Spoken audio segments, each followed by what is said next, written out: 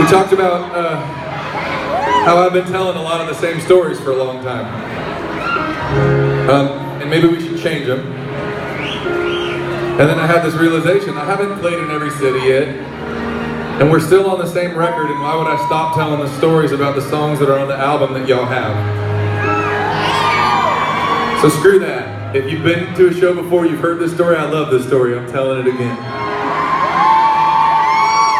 I'm from Southern California, but I live in Nashville now.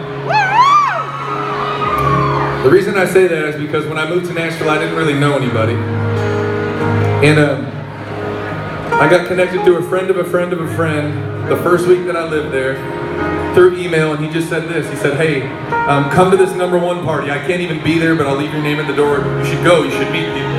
Do you guys remember that David Nail song called Whatever She's Got? So it was that song that had gone #1, and so I show up at this thing with one buddy of mine. We don't know anybody else, and to my pleasant surprise, a #1 party in Nashville is not a concert like I thought it was. They do something very cool. They honor the songwriter when a song has success.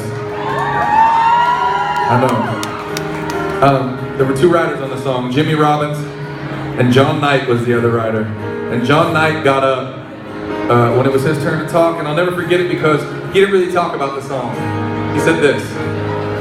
So when me and my wife were 18, and our first child was 18 months old, we got into a U-Haul in Texas with about $1,000 and some food stamps so we could move to Nashville so that I could be a songwriter.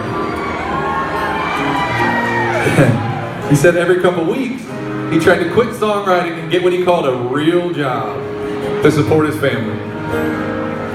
He said every time he tried to do that, his wife insisted, no. If we're gonna be poor, we're gonna be poor.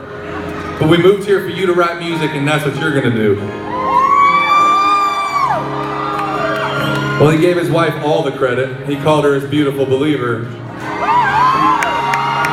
And when I heard that, I knew I had to write this song.